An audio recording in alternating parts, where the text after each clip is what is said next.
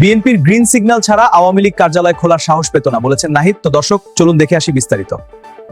ত্রয়োদশ জাতীয় সংসদ নির্বাচনের পর দেশের বিভিন্ন জায়গায় কার্যক্রম নিষিদ্ধ আওয়ামী লীগের কার্যালয় খোলার পেছনে ক্ষমতাসীন দল বিএনপির গ্রিন সিগন্যাল সবুজ সংকেত রয়েছে বলে মনে করছেন জাতীয় নাগরিক পার্টির এনসিপি আহ্বায়ক নাহিদ ইসলাম।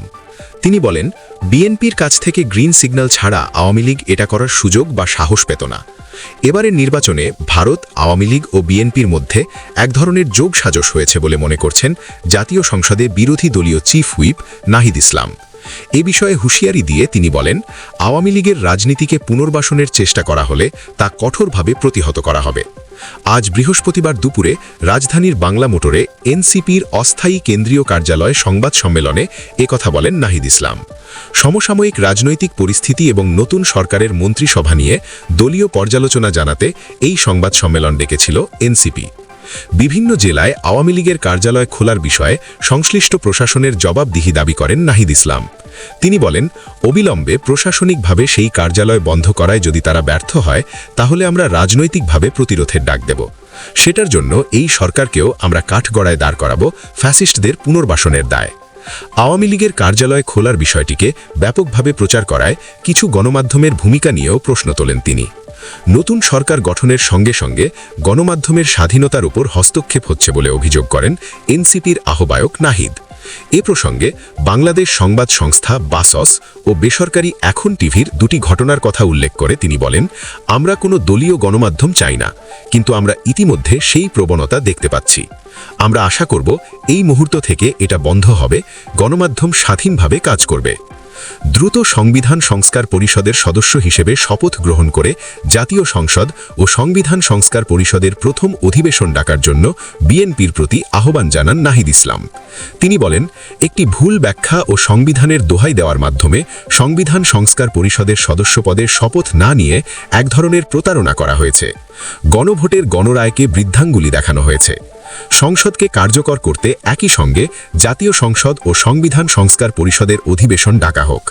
সংস্কার পরিষদ ছাড়া এই জাতীয় সংসদের কোনো মূল্য নেই।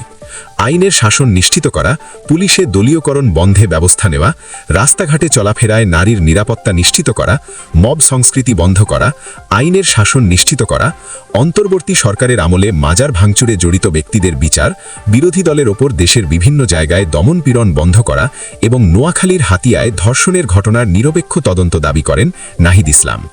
পবিত্র রমজান মাসে দ্রব্যমূল্য সাধারণ ও নিম্নবিত্ত মানুষের নাগালে রাখতে দ্রুত ব্যবস্থা নিতেও নতুন সরকারের প্রতি আহ্বান জানান তিনি।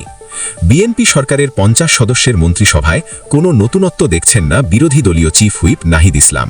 তিনি বলেন, এই মন্ত্রিসভা দেখে আমাদের কাছে কোনোভাবে মনে হয়নি এটি পরিবর্তনের আকাঙ্ক্ষার সঙ্গে সামঞ্জস্যপূর্ণ, বরং এখানে পুরনো বন্দোবস্তের ধারাবাহিকতা দেখা যাচ্ছে।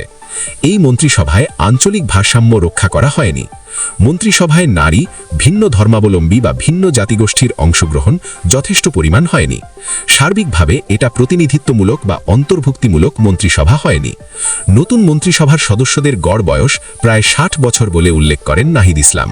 তিনি বলেন, মন্ত্রিসভায় কিছু তরুণকে সুযোগ দেওয়া হলেও এতে তারুণ্যের বাংলাদেশের প্রতিফলন হয়নি। সবচেয়ে অ্যালার্মিং উদ্বেগের বিষয় হল, এই মন্ত্রিসভায় প্রায় 62% মন্ত্রী বা প্রতিমন্ত্রী ব্যবসায়ী, অর্থাৎ অর্ধেকের বেশি হচ্ছে ব্যবসায়ী। ব্যবসায়ী হওয়াটা অপরাধ নয়, কিন্তু মন্ত্রিসভায় যে রাজনীতিবিদ এবং বিভিন্ন শ্রেণী পেশার মানুষ থাকা উচিত সেটা হয়নি। বিএনপি মন্ত্রিসভায় ব্যাপক আর্থিক অস্বচ্ছতা, দুর্নীতি ও ঋণ খেলাপির অভিযোগে অভিযুক্ত।